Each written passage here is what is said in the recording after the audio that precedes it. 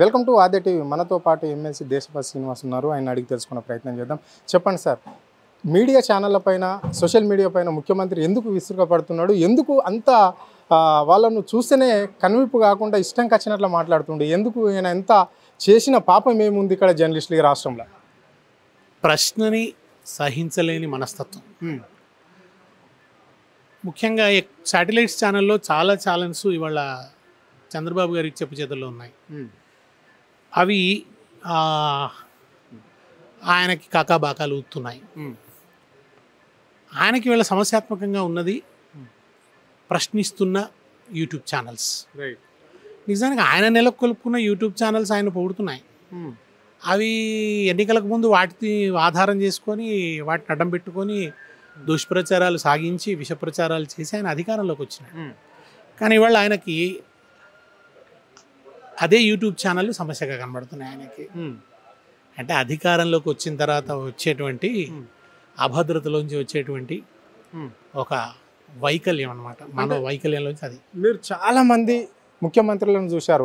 అంటే ముఖ్యమంత్రి వచ్చినప్పుడు ఒక జర్నలిస్ట్ అంటూడు ఇలబడాలని ఒక రూల్ ఉందా?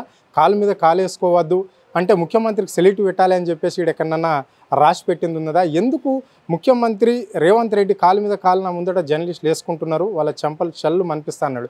ఎందుకు అంటే గతంలో ఎంతోమంది ముఖ్యమంత్రులు చూసారు కదా, ఆల్రెడీ ఎప్పుడన్నా ఇలాంటి వ్యాఖ్యలు చేసిరా ఎవరన్నా గతంలో? మీరు జై భీమ్ సినిమా చూస్తే చివరలో చాలా హింసకు గురైనటువంటి ఒక అట్టడుగు వర్గాల బాలిక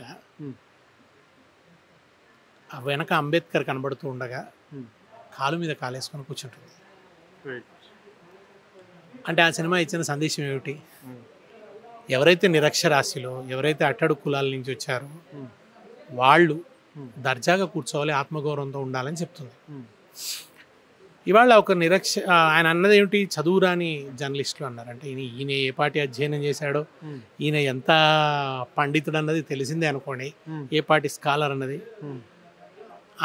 ఆయన మాట్లాడే ఇంగ్లీషు కంటే మన జర్నలిస్టులు చాలామంది మంచి ఇంగ్లీష్ మాట్లాడతారు. ఆయన మాట్లాడే తెలుగు కన్నా మంచి తెలుగు మాట్లాడుతున్నారు చాలామంది కూడా. కానీ ఆయనకి ముఖ్యమంత్రి అయిన తర్వాత తన ముందు ఎవరు కాలు మీద కాలేసుకొని కనబడ్డా తేళ్లు జిర్లు బాగుతున్నాయంటే చరిచరి అంటుందంటే ఫ్యూడల్ దృక్పథం.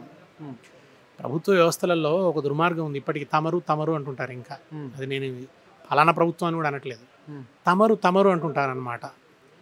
మీరు కూడా కాదు, మీరు అనడమే మన తెలంగాణ వాళ్ళకి ఆయాసం. ఇంకా తమరు అనాలి. ఈ తమరు అనాలి. ముందట కాళ్ళ మీద కాలు వేసుకోవద్దు. అంటే మీరు వచ్చిండ్రు, గొప్పవారు, దొరవారు, మీ ముందు మేము బాంచన్ అన్నట్టు కూర్చోవాలన్నమాట. అది ఆయన చెప్పదలుచుకున్నాడు. చెప్తున్నాను కదా, అది ఆయనలో ఉన్నటువంటి ఆధిపత్య సంస్కృతికి, అహంకారానికి నిదర్శనం అంతే.